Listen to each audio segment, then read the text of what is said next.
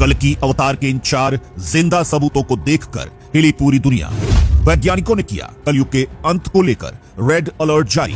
भगवान कल्कि के 4 जिंदा सबूत आपका दिमाग हिला देंगे, क्योंकि उत्तर प्रदेश के इस गांव में ही हो चुका है कल्कि अवतार का जन्म। दोस्तों, कलयुग का अंत करने के लिए भगवान विष्णु अपना 10वां अवतार यानी कल्कि अवतार लेंगे और सफेद घोड़े पर बैठकर अपनी आग उगलती तलवार से पापियों का अंत कर देंगे। लेकिन दोस्तों, कहते हैं कि ऐसा कलयुग के अंत में होगा। लेकिन दोस्तों, हम आपसे कहते हैं कि भगवान विष्णु का कल्कि अवतार न सिर्फ धरती पर आ चुका है, बल्कि उसके 4 जिंदा सबूत भी अब दुनिया के सामने आ चुके हैं, जिसे देखकर दुनिया भर के वैज्ञानिकों के पसीने छूट चुके हैं। और दोस्तों, एक तरह से कहा जाए तो पूरी दुनिया में रेड अलर्ट घोषित होने ही वाला है, क्योंकि दोस्तों अब वैज्ञानिकों को भी लग रहा है कि जल्द ही कलयुग का अंत हो जाएगा। लेकिन दोस्तों, अब बात आती है कि भगवान विष्णु के कल्कि अवतार के वह कौन से 4 जिंदा सबूत हैं जिन्होंने पूरी दुनिया को हिलाकर रख दिया है। तो दोस्तों, सबसे पहला सबूत यह है कि भगवान कल्कि का अवतार हो चुका है और उनका उत्तर प्रदेश में एक मंदिर भी तैयार हो चुका है। और दोस्तों, कहा तो यहां तक जा रहा है कि कल्कि अवतार हमारे बीच में ही मौजूद है, बस फर्क इतना है कि वह सही समय आने पर हमारे सामने आएंगे।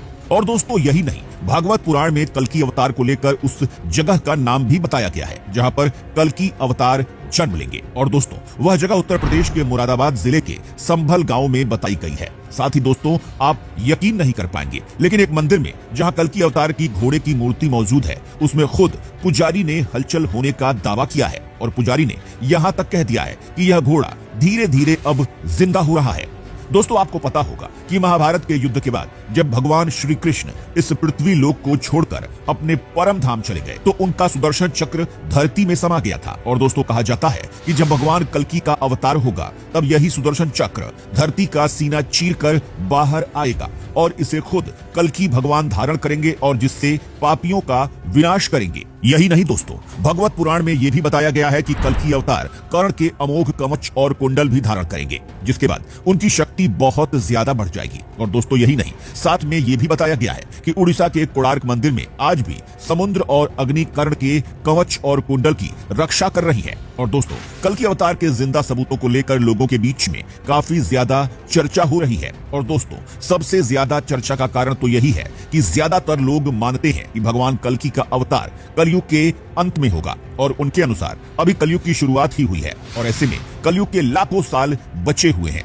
लेकिन दोस्तों, हम आपको बता दें कि भगवान कल्कि का अवतार समय की सीमा से परे है और भगवान अपनी मर्जी के अनुसार किसी भी वक्त धरती पर अवतार ले सकते हैं। और दोस्तों, ये कहना पूरी तरह से गलत होगा कि भगवान विष्णु कल्कि का अवतार कलयुग के अंत में ही लेंगे। दोस्तों, ये भी हो सकता है कि भगवान विष्णु ने कल्कि का अवतार ले लिया हो और वह अभी सही वक्त का इंतजार कर रहे हो। और दोस्तों, ये भी हो सकता है कि भगवान परशुराम कल्कि अवतार को अस्त्र विद्या और शास्त्रों का ज्ञान दे रहे हो और कलि पुरुष नाम के राक्षस से लड़ने की रणनीति तैयार कर रहे हो।